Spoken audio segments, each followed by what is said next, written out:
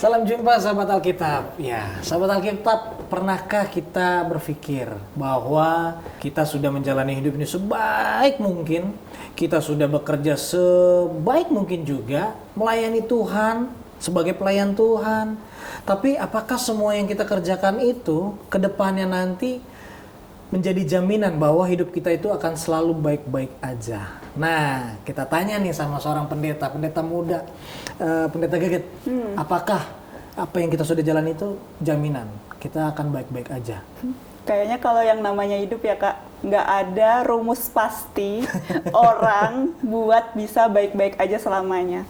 Kalau misalnya ada rumus pasti, hidup kita kayak gampang banget nggak sih? Kayak tinggal ngikutin aja tuh rumusnya, terus semuanya berjalan dengan ngalir. Wah gila, kayaknya itu best life ever. Best life banget ya, iya. Pasti ada aja yang harus dihadapi. Bener, kan? pasti ada aja challenge-nya, ada aja tantangannya yang kita udah jalanin sebaik-baik apapun, nggak bakal hasilnya sama kayak yang baik itu gitu. Dan ya itu kadang-kadang, bukan kadang lagi, sering malah jadi problem buat diri kita sendiri kan. Benar. Dan ketika jadi problem, muncul tuh berbagai macam masalah, termasuk yang namanya kesehatan mental, ya kan? Nah, kalau bicara kesehatan mental jangan dari saya. Saya Arthur Tyson adalah seorang awam, nggak ngerti apa-apa. Ya kita tanya saja sama yang ngerti soal kesehatan mental. Di sini ada yang bisa menjawabnya tentunya ya. Nah, di sini ada kakak kita nih, seorang psikolog ya, Kak Astin. Nah, Kak Astin, kesehatan mental itu penting nggak sih kira-kira? Apalagi di antara orang-orang percaya nih. Ini suka nggak suka bukan jadi isu yang seksi loh sebenarnya, atau yang menarik ya. Betul. Untuk dibahas gitu ya, tapi bahkan tabu ya kadang-kadang. Bahkan tabu, tapi penting nggak sih untuk diketahui? Sangat penting justru dibahas, karena kalau kita bicara isu kesehatan mental, kita bicara tentang diri kita sendiri gitu. Dan ini sebetulnya kita bicara tidak ada kaitannya dengan iman, karena isu kesehatan mental itu adalah mekanisme mental. Di sana ada aspek fisiknya, biologisnya, ada pengalaman masa lalu, trauma, proses kita belajar, proses parenting dan segala macam, itu semua ada di sana. Sehingga yang mengalami Arthur, pendeta Geget, ini bukan hanya orang dewasa, dari anak-anak, remaja, dewasa, bahkan lansia. Wow. Dan bahkan kalau kita bicara profesi, bahkan kami yang psikolog pun ini tidak lepas dari kerentanan itu. Dokter atau bahkan mungkin juga pelayan di gereja. Pendeta juga jangan-jangan bisa punya masalah kesehatan. Mari kita tanyakan. Kayaknya gue diundang ke sini karena itu deh Kak. Jadi aku pokoknya habis pandemi itu Kak, emang pernah sih kayak datang ke psikolog. Gejalanya waktu itu aku tiba-tiba pingsan, terus aku oh ya udah nih, karena aku pingsan, nggak ada teman, aku akhirnya ke dokter kayak gitu. Sama dokternya ditanya, kapan terakhir kali makan? Aku jawab 2 hari yang lalu. Waduh, iya, dan waktu itu puji Tuhan dokternya dokter yang baik gitu ya, yang oh iya nggak apa-apa, kenapa, ditanya, akhirnya kamu kayaknya berobatnya nggak cuma sama saya deh, mau coba nggak ke psikolog. Nah gitu, ternyata memang waktu itu aku mengalami gangguan makan gitu ya, mungkin karena pandemi, karena tugas, dan di situ aku pribadi Kak ngerasa kayak oh men, kenapa aku kan pendeta gitu ya. Apakah aku dengan datang ke psikolog ini, image jemaat gimana ya sama aku gitu? Apakah mereka nanti akan masih trust dengan khotbah-khotbahku atau enggak, kayak gitu ada sih Kak. Padahal tadi kan dibilang ini sesuatu yang berbeda ya. Iya, betul. Antara itu kan kalau kita lihat dari kacamata mungkin profesi, tapi cara pandang orang banyak juga kan pasti ya itu tadi, ini kan pemimpin umat, pendeta, tapi ada gangguan kesehatan mental itu. Nah ini gimana nih? Ini tidak terlepas juga dari stigma masyarakat terhadap kesehatan mental. Orang beriman itu tentu tidak akan mengalami masalah kesehatan mental karena percaya Tuhan akan bantu. Haleluya. Gitu. Tentu kita aminkan. Tetapi kalau saya mungkin memberi analogi sedikit gitu, iman itu seperti kita percaya lampu akan hijau kalau kita di perempatan jalan. Kita percaya lampu akan hijau. Tapi kalau kita bicara sisi psikologisnya, mekanisme mentalnya, lalu apa yang kita pikirkan, apa yang kita rasa, dan apa yang kita buat, menunggu lampu itu hijau. Karena kalau dalam iman kan kita percaya Tuhan akan bantu kita. Tapi kemudian apa yang kita lakukan? Gitu. Apakah menunggu saja atau kita juga melakukan sesuatu untuk mengenal diri kita sendiri, dan jika kita mengenal diri sendiri, kita pada akhirnya juga bisa membantu orang lain. Jadi kalau kita bicara isu kesehatan mental, kenapa penting sekali? Ini karena bukan hanya terkait diri sendiri saja ya Pendeta Geget ya, tapi bagaimana support dari orang lain sehingga stigma tadi yang dialami oleh Pendeta Geget mungkin khawatir gitu, itu tidak terjadi. Mungkin itu ya yang bikin orang-orang juga nggak mau ke psikolog, karena masih ada stigma, wah kalau lu ke psikolog berarti lu tuh nggak berdoa, lu tuh kurang beriman, berdosa. Betul sekali. Bahkan ada orang yang menganggap bahwa kalau dia sakit itu adalah bentuk teguran dari Tuhan. Gitu. Dihukum oleh Tuhan sebagai peringatan. Tapi kan siapa kita untuk menghakimi kan, itu bentukan itu. Betul sekali. Dan seringkali yang menghambat ini adalah kalau orang punya persepsi yang demikian, apakah dia akan ke dokter untuk menyembuhkan sakitnya? Betul. Dia akan pergi ke Pendeta Geget minta didoakan. Padahal sakitnya ini adalah sakit yang fisik misalnya. Betul. Tentu doa akan menguatkan kita. Selama penantian kita menunggu lampu ini hijau, iman kita akan menguatkan kita. Tetapi tentu tidak hanya menunggu harus ada saja. faktor lainnya ya. Makanya penting itu ya. Sekali lagi jadi penting nih sahabat Alkitab untuk kita kenali diri kita sendiri, lalu kenali juga yang namanya kesehatan mental. Dan mungkin bagian dari penerimaan ya, acceptance ya. Karena kan seringkali kenapa kita nggak mau kenal, karena kita nggak mau terima. Betul. Ya, Gitu. bener ya? Iya. Wah, ini seru banget nih sahabat Alkitab. Melihat dari pengalaman juga Kak Pendeta aja ya, biar asik ya, karena ini kalau dibilang Bu jadinya kayaknya senior banget, padahal sama kita semua. Pendeta Geget sendiri alami waktu itu, closure-nya apa yang akhirnya mengambil langkah apa nih untuk menghadapi itu? Ya, karena waktu itu emang udah disuruh dokter ya Kak. Ya aku lakukan sih apa yang dia perintahkan, walaupun dengan berat hati ibaratnya, dengan ketakutan, dengan kekhawatiran, kecemasan. Aku tetap menjalani pengobatannya, tetap mencoba untuk konsultasi. Tapi jujur Kak, waktu itu aku tidak ngomong sama sekali ke jemaat khususnya, ke teman-temanku. Nggak ngomong itu karena denial atau? Karena aku malu. Benar, okay. Karena aku takut gimana kalau misal mereka tahu ya yang khotbah di depan itu adalah orang yang punya masalah gitu. Padahal ibaratnya kita kan di teologi udah belajar ya Kak, tentang konseling, tentang psikologi juga.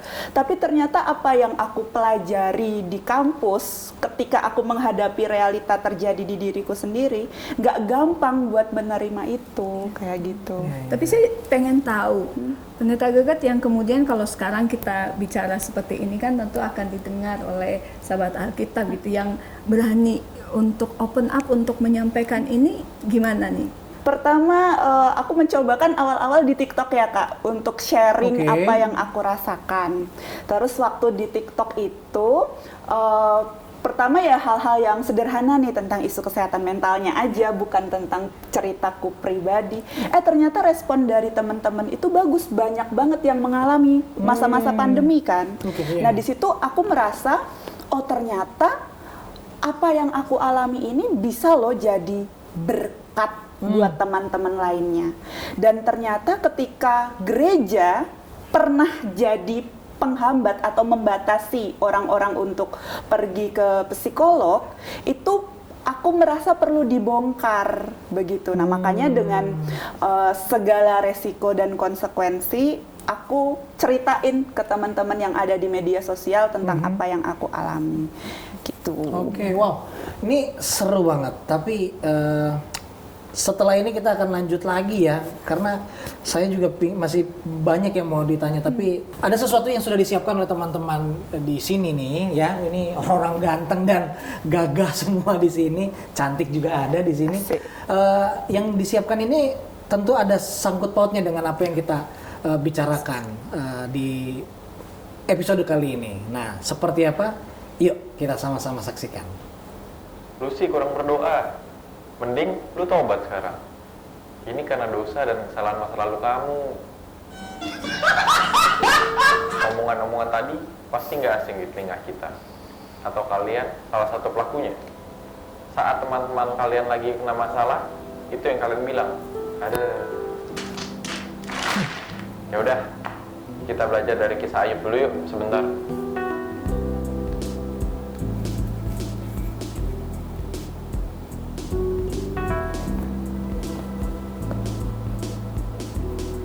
Jadi, kitab Ayub merupakan salah satu karya teologis dan karya sastra klasik kaliber dunia yang diminati oleh banyak orang, termasuk di luar komunitas Yahudi dan Kristen. Ia mengangkat problem klasik yang terus relevan hingga kini, mengapa orang benar menderita. Pertanyaan ini berada dalam jantung perdebatan antara dua arus pemikiran teologis. Theodicee yang berusaha membenarkan keadilan Allah dalam realitas penderitaan, dan anti-Theodicee yang menentang upaya teodisi, seringkali dengan menyatakan bahwa kejahatan adalah masalah yang tidak dapat dibenarkan dan bahwa Tuhan bertanggung jawab atasnya. Kedua arus ini tidak hanya hidup dalam diskursus teologi sistematika, melainkan hadir secara organik dalam struktur naratif kitab Ayub. Sayangnya, dalam tradisi gereja dan tafsir populer, anti-Theodicee kerap terabaikan. Padahal, justru ia menjadi suara profetis yang membela kemanusiaan dan memperjuangkan keadilan, terutama bagi mereka yang menderita tanpa salah. Kitab Ayub dimulai dengan 2 pasal prosa yang menghadirkan Ayub sebagai seorang yang saleh dan tak bercela. Namun, secara misterius, diizinkan Allah untuk mengalami penderitaan yang dahsyat. Dalam 2 sidang surgawi, Hasatan atau sang penantang mempertanyakan integritas iman Ayub dan Allah mengizinkan serangkaian malapetaka menimpanya. Respon awal Ayub adalah ketabahan yang menakjubkan, tapi segera setelah itu di bagian puisi, kisah berkembang menjadi perdebatan teologis antara Ayub dan para sahabatnya, Elifas, Bildad, dan Zofar. Sahabat-sahabat Ayub mewakili teologi teodicee konvensional. Penderitaan adalah akibat dosa. Tuhan adil, maka orang berdosa harus menderita. Namun Ayub menolak teologi ini. Ia bersikeras pada ketidakbersalahannya dan menuntut Tuhan untuk menjawab. Dalam hal ini, Ayub menjadi representasi suara anti-teodicee yang menolak untuk menerima bahwa penderitaan selalu berarti hukuman ilahi. Elihu, tokoh baru yang muncul dalam pasal 32-37, mencoba menjadi mediator dengan pendekatan yang tampak lebih seimbang. Allah adalah adil, dan sengsara manusia adalah sarana didaktik untuk mendidik dan memperbaiki. Namun, esensinya tetap dalam koridor teodicee. Allah tidak dapat digugat.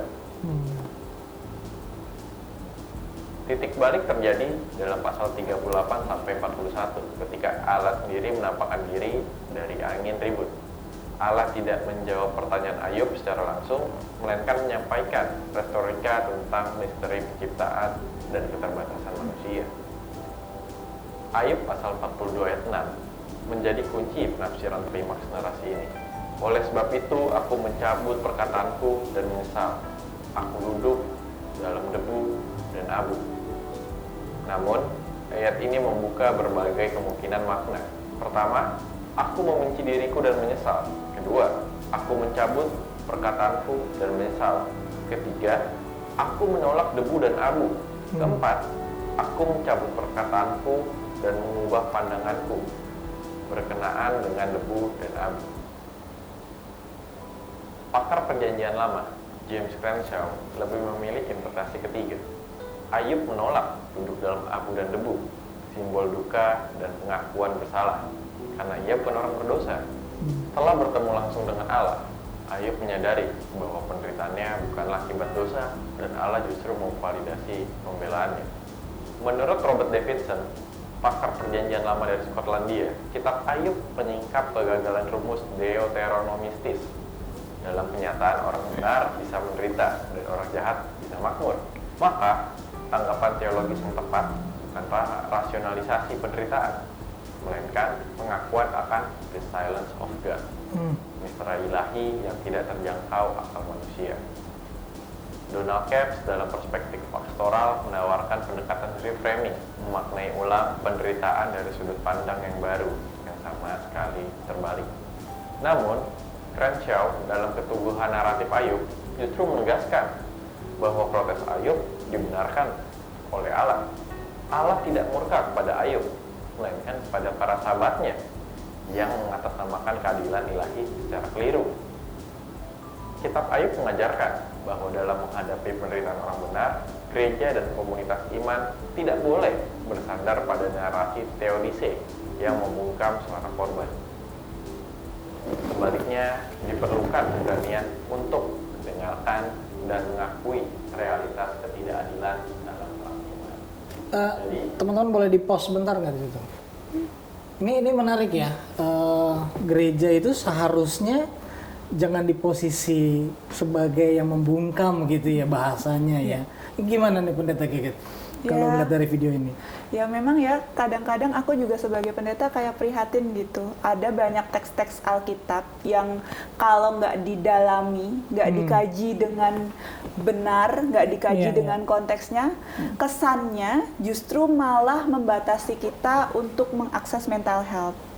Gitu.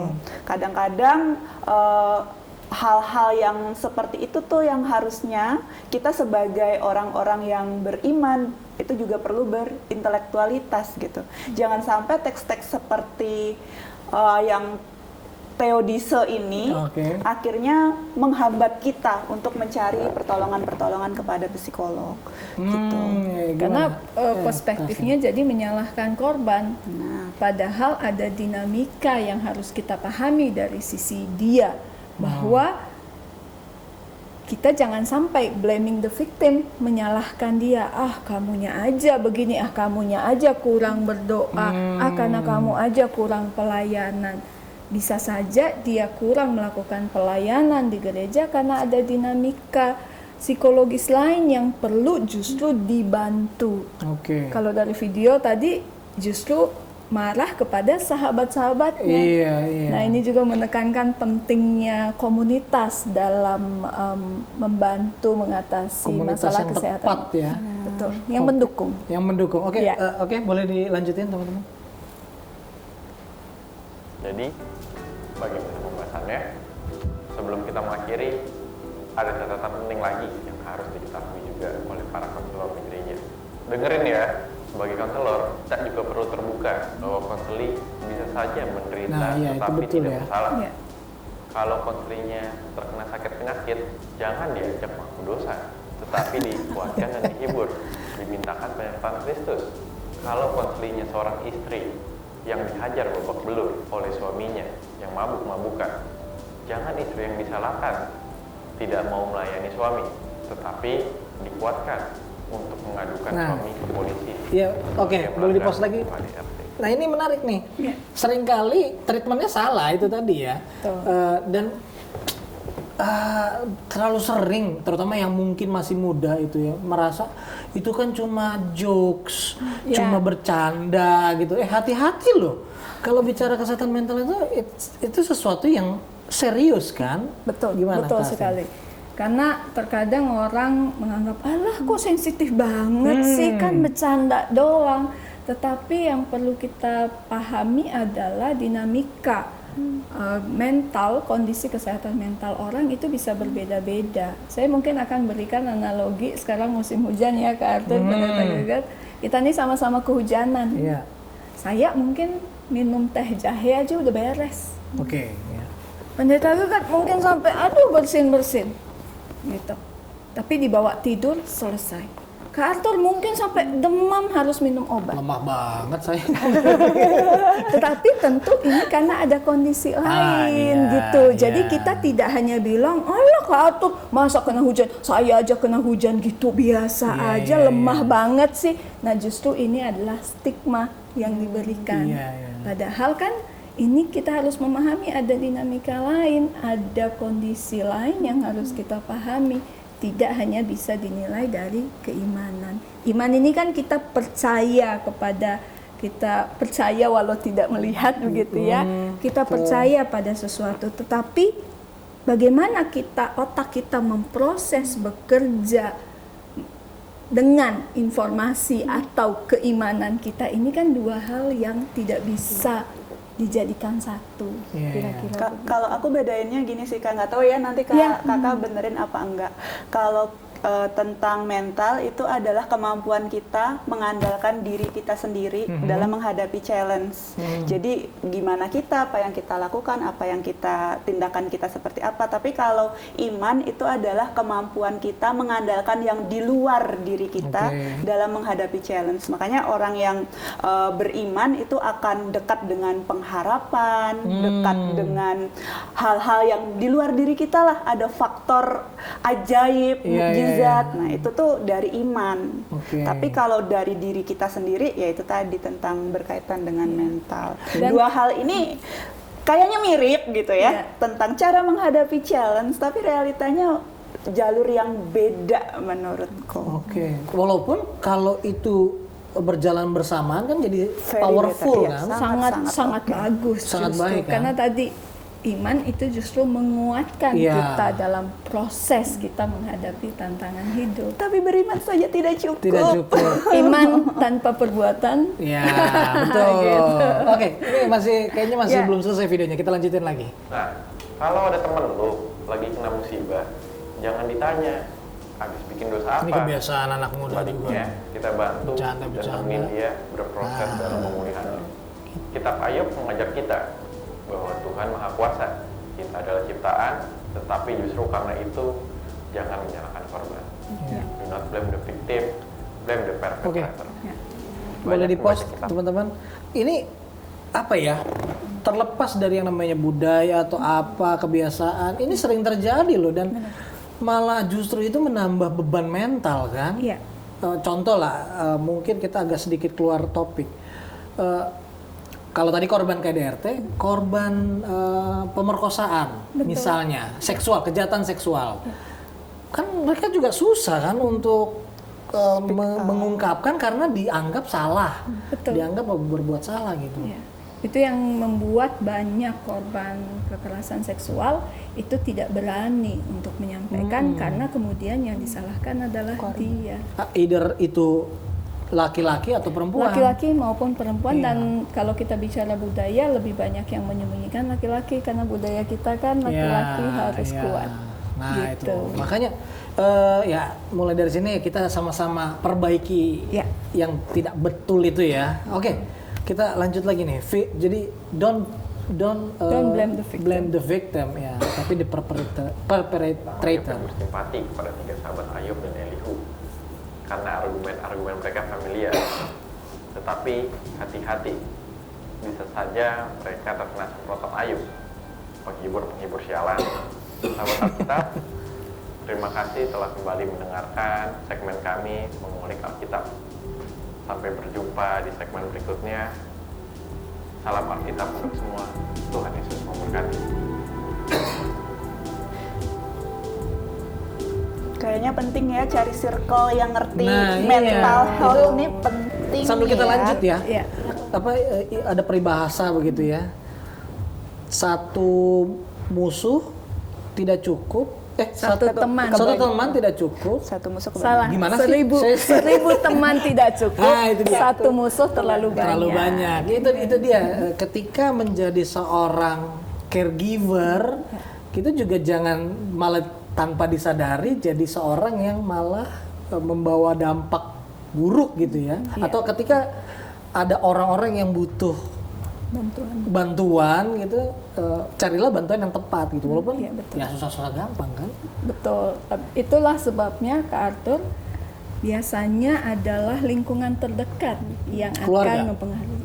Betul sekali. Tapi sering loh keluarga Tapi- juga yang jadi iya.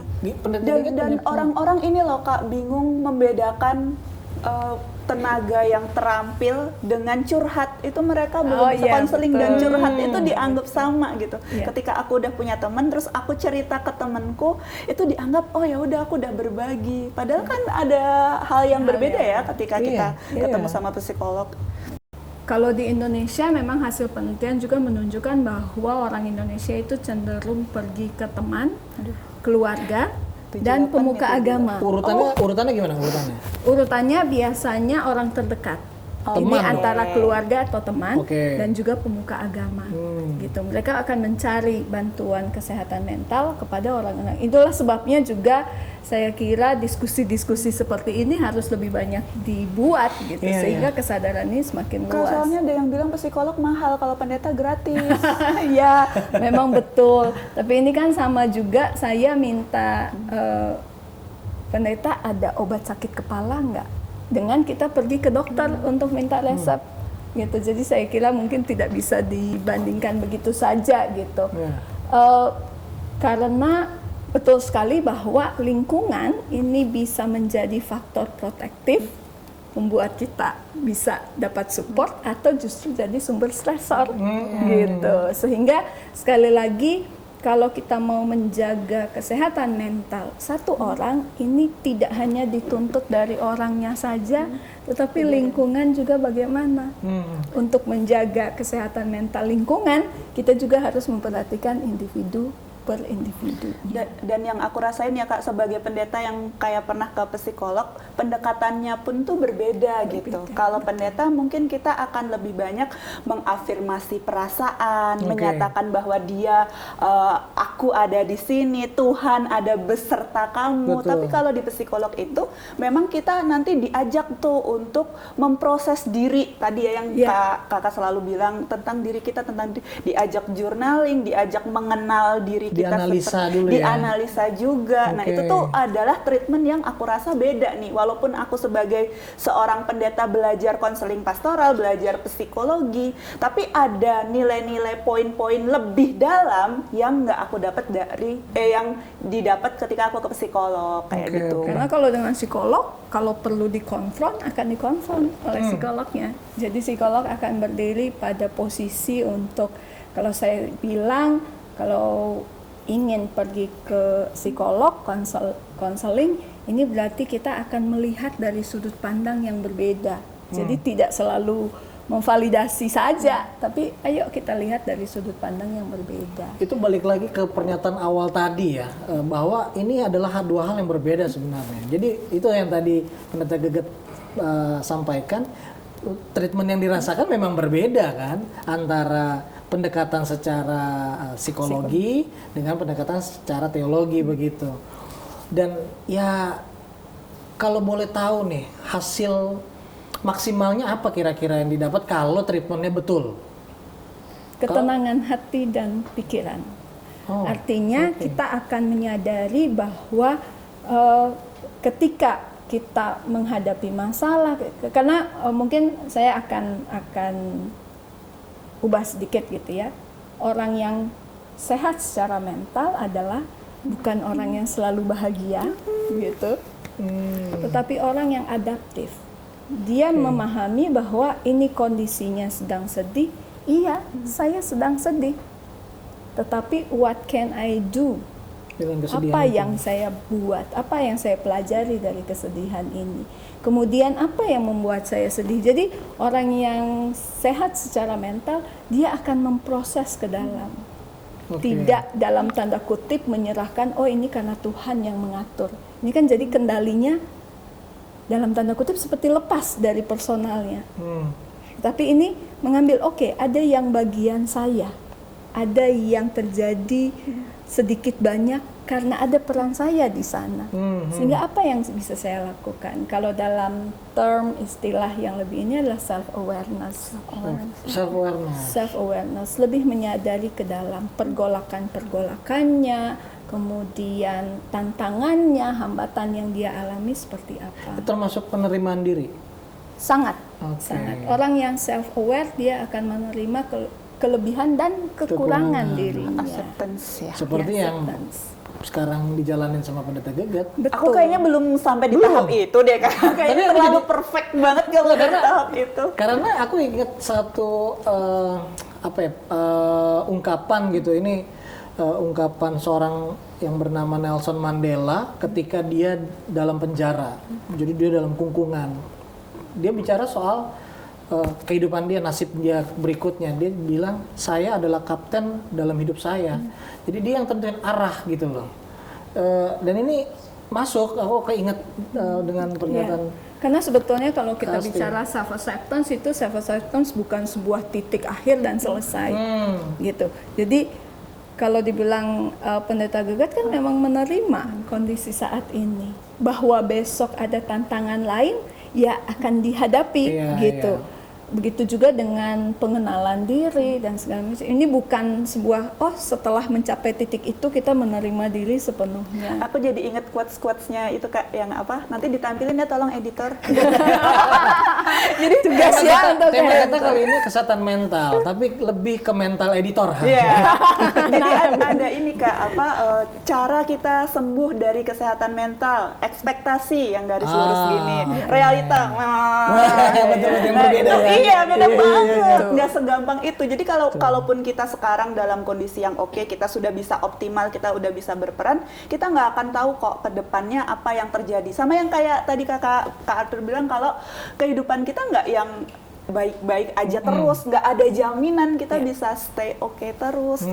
dan memahami proses itu yang menjadi dasar untuk kita punya kesehatan mental yang lebih stabil. Bagaimana kita mengelola tantangan hidup. Jadi nggak mungkin nggak stres ya gitu.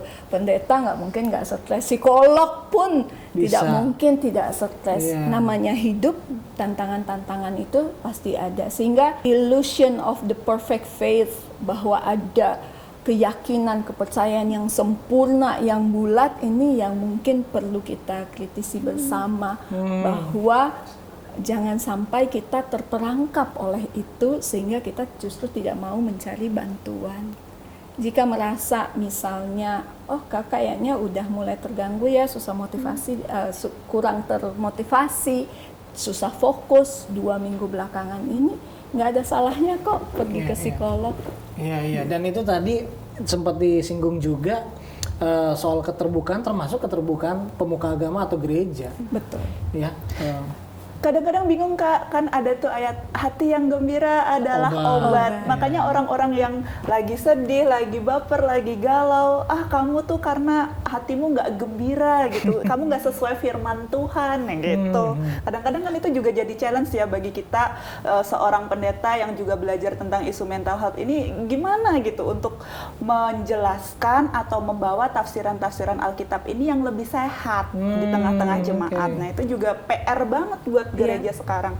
Jangan sampai gereja jadi pembatas gitu loh untuk mental. Ada banyak PR kayaknya dari obrolan kita saat ini ya. Seru banget ya. Daging semua kalau kata orang. Iya, daging semua betul. Dan PR itu bukan cuma di pihak gereja, tapi karena tadi ya Kak Astin bilang ada 3 elemen terdekat. Jadi PR ini satu tadi soal gereja, kedua teman juga harus punya PR tersendiri begitu ya, dan yang nggak kalah penting dan paling penting pasti keluarga. Nah ini pingin sih ngomongin panjang lebar soal ini ya, tapi masih boleh lanjut 2 hari nggak di sini teman? Nggak bisa ya. Aduh, tapi kayaknya kita harus akhiri dulu nih obrolan yang seru ini. Masih ada topik yang kayaknya bakal seru untuk dibahas lagi begitu ya. Tapi sebelum kita berpamitan dengan sahabat Alkitab, mungkin Pendeta Gegat mau sampaikan sesuatu, lalu kemudian Kak Astin boleh silakan. Ingat hanya 1 detik. 1 detik. Nggak, takutnya curhat. Silakan Pendeta. Halo teman-teman semua, aku mau mengajak teman-teman khususnya para pelayan-pelayan di gereja, kalian yang terlibat di gereja untuk punya pemahaman yang baik tentang isu kesehatan mental. Mari kita bawa dan kita ajak teman-teman kita untuk punya pemahaman yang benar tentang mental awareness. Oke. Oke. Kastin. Selanjutnya dari saya ingin mengajak sahabat Alkitab untuk lebih terbuka menerima perspektif yang baru, terutama kalau kita bicara mengenai kesehatan mental. Dan juga hal yang penting, yang tidak kalah pentingnya adalah selain self-awareness yang sudah kita diskusikan tadi, juga memperhatikan orang-orang di sekitar kita. Karena self-awareness kita akan kondisi kesehatan mental kita ini bisa mengurangi stigma dan membuat kita justru lebih bisa membantu orang lain, justru bisa menjadi berkat untuk orang lain. Wah, oke.